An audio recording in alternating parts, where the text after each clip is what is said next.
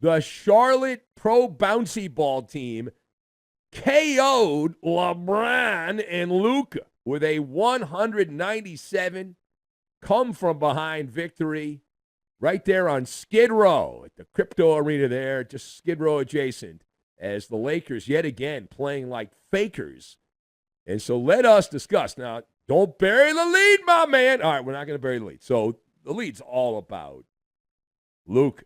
So he had a bunch of time off over the All-Star break to get locked in.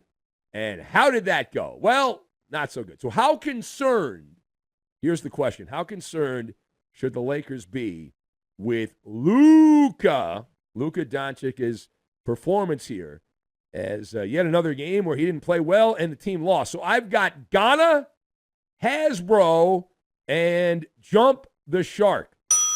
And we will combine all of these things together, and we are going to make inroads. And we're going to put the biscuit in the basket is what we're going to do. We're going to put the biscuit in the basket. I know. It's exciting. All right, so number one. That's right. I said number one. All right, on the Maller scale of concern, really the only metric that is needed, at least here on Overnight Radio, is the Maller scale of concern. So the Maller scale of concern, 1 to 10, and I want to be level-headed here. I'm not going to be a shock jock. I'm at an 8. I am at an 8. Open your bleeping eyes. Open your eyes. Listen, if the eyes show you, believe them. Even our blind listeners know what's going on here. Now, some will say, well, it's a small sample size. But I have to do the show today. I do the show today. And I do the show right now. And what I have seen is the Lakers win one game against the Utah Jazz with Luka and lose a game to the suckbag Jazz and the Charlotte Hornets. And speaking of suck, Luka sucked at a time you cannot suck. Another clunker for the prodigy from Dallas. Somewhere Nico Harrison was aroused watching Luka try to run up and down the court here. Another piss-poor performance by the star that everyone's been talking about this trade. 5 of 18 against one of the worst dollar-for-dollar teams in pro bouncy ball, the Charlotte Hornets. Luka was 5 of 18. That's less than 30%, my computer-like brain tells me. Now, he's one of the all-time great three-point shooters for a player at his position. He was 1 of 9, many of those wide open three-point shots. 1 of 9, had 14 points and 6 turnovers in 33 minutes. Luka was so bad. How bad was he? He was so bad, I thought I was watching the mayor of Los Angeles, and he was on a trip to Ghana. While the game was being played, he went to Ghana, and the game burned up, right? Doncic looked chubby. He looked slow. The numbers back up the eyeball test. Luka with the Lakers averaging less than 15 points a game, 7 rebounds, 5 assists, shooting just 36%. That blows from the floor. 21% from three-point range. He's not even making foul shots. And with Luka, the Lakers have lost 2 of 3 games to ping-pong teams. To ping-pong teams. The Jazz and Hornets. I don't know that you understand. Listen, I watch the NBA. We don't talk about it that much here. We'll talk about it more now that football season's over, and we'll work it into the conversation. But I have paid attention, and Charlotte and Utah are more worried about Cooper Flagg of Duke in the lottery than they are about winning games, and yet both of them were able to slay the dragon, Luka. Well, here's Luka commenting post-game as the Lakers lost to Charlotte. Here's Luka commenting on the many mistakes that took place in that game. Take a listen. Obviously, it's going to take a lot of time. Today, a lot of rustiness from my part. So, start the game with like 4 or 5 turnovers. That can't happen. So, just got to, play the basketball the right way. Okay. Well, the right way, you're not playing the right way, playing the left way. Playing left-handed. There was also a comment. I watched the Luka postgame, and one of the reporters asked Luka, like, if he spent the All-Star break, like, learning the playbook, locking in, those kind of things. And Lucas said, nah, I wanted to get away from the game. I mean, these guys played at that point, he had played 2 games since Christmas. He's like, I wanted to get away from the game. I think you've been away from the game, Luka. I believe you've been away from the game for a fair amount of time. Now, Luka's got to do better. He's got to be better. But let's not dismiss LeBron, who also was manure. LeBron James, he's going to get a pass here because it's all about Luka. But LeBron was garbage in the third quarter, if I'm not mistaken, if my lying eyes are accurate here. He was shut out in the third quarter. The Lakers, at one point, were outscored 24-1. And let me put that in perspective. So they were outscored by Charlotte 24-1. Larry Johnson, Alonzo Mourning, and Muggsy Bogues, none of them scored.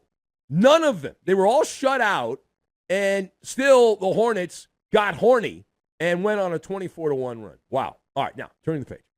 So page 2. While speaking to Greek reporters, the player that goes by the moniker the Greek Freak, Giannis Antetokounmpo, shot down the idea that he would request an exit from Milwaukee, from the Bucks. So, I don't know if you saw it or not, but let's discuss. He said, quote, I don't think that I would ever text or ask for a trade. This is a quote from a Greek TV report. Giannis said, I don't think I would ever text or ask for a trade. I'm not this kind of a guy. They would have to kick me out, he said. So Giannis Antetokounmpo shooting down the idea that he would request a transaction out of a Bucks uniform. Do you believe him? Do you believe him? So on this one, I'm going to channel Hasbro because I believe this is a Transformer story. It's more than meets the eye. And I'm, on this one, going to be the newest Transformer for modern times, Skepticus Maximus. I am a skeptic to the max on this one. It's really a game of semantics, right? Because Giannis said, I'm not going to send a text. Does that mean he's going to call somebody with the Bucks, some executive there, or maybe meet face-to-face for coffee and ask for an exit? Or does he deputize, does Luka deputize one of his subordinates to do the dirty work, one of his henchmen? Because all these guys, when you make that kind of money, you've got like a team of people that ride your coattails. They're the caboose on the train trying to get some of that money on the gravy train. And so, again, I've seen it so many times. Like, why is it going to be different? And in recent years, even though this comment says, hey, he wants to stay in Wisconsin, Giannis has certainly sent mixed messages. He's starting to fall a little bit on his hardline position about ever playing for the Bucks. He had been.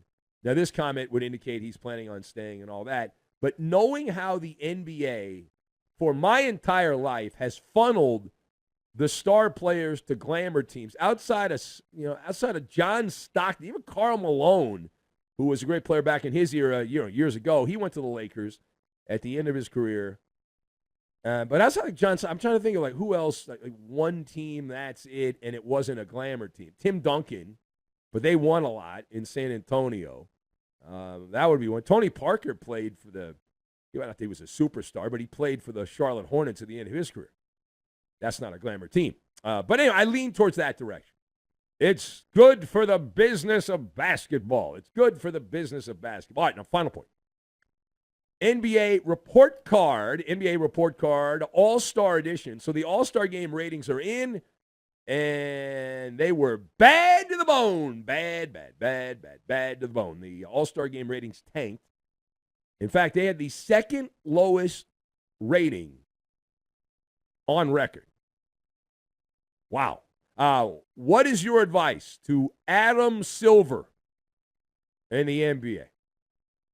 So I have activated the Maller think tank in an effort to expedite help for Adam Silver, and the Maller think tank is recommending that Adam Silver get on his phone and download the Southwest Airlines app and get one of those I Want to Get Away tickets right now. Now, it's not all on Adam Silver, right? Ultimately, he's such a softy as a commissioner. If he was a hardline commissioner, things would be different. But he's a walk-over. He's essentially like a doormat. You walk over him. And he's a Mr. Softy. And the NBA really needs a commissioner that's got a backbone And Adam Silver doesn't have a backbone. That's the problem, right? That's the problem. Players walked all over him. The employees in the NBA held a wildcat strike. That's exactly what they did. It's not approved by anybody. They just decided we're going to treat the All-Star game like it's a nuisance, little to no effort in the All-Star game, and that will be a continuation of what we do most nights in the regular season. So Adam Silver, rather than hold the players responsible and get them to actually give an honest effort, instead, Adam Silver just kind of said, please, guys, can you please help us out? And I'll just add an extra tournament. And I'll put some more gimmicks to save the All-Star game, because that's what we need, more gimmicks. Now, it was an epic fail. How bad was it, says the person in the back of the room. Here's how bad. The 2025 NBA All-Star game had, if I read this right, they had 1 million less viewers than the latest episode of Judge Judy. You're losing to Judge Judy, or whatever her show is called now. And we even had a jump the shark moment, which was not getting beat one-on-one by Judge Judy, who I've seen in person. She's about 4'2". Yeah. In fact, if they did a remake of Snow White and the Seven Dwarfs, I believe she'd be eligible to be one of the dwarfs. Anyway, but hey, she's a lovely lady. My apologies to her. But we had a jump the shark moment, which, as I said, not the Judge Judy thing. Adam Silver, in a league that loves to brag about the star power, global ambassadors, headliners everywhere, in a league filled with megastars, Adam Silver and the NBA, in an effort to drum up interest, turned to a YouTube influencer to save the day, Mr. Beast, the Beast of Burden. And Mr. Beast, he was the big shot there. How'd that turn out? Well, not good. Now they're talking about doing a one-on-one tournament, how the mighty have fallen. And wait till the NBA goes full NFL. Imagine, if you will, a world where Stephen Curry is chanting 1, 2, 3, 4, I declare a thumb war. That's coming to an All-Star game near you. How about Nikola Jokic and Luka Doncic in a beer drinking contest sponsored by Budweiser? Who says no to that? Can I get Jason Tatum and Anthony Edwards in a potato sack race? Yeah, Idaho Potatoes can sponsor that. Few more of these All-Star games, and that stuff's going to be happening. And just for the record, I see Jalen Brunson winning the NBA-sanctioned water balloon toss. Jalen Brunson of the Knickerbockers going to win the All-Star water balloon toss when that comes in like 2027 or 2028.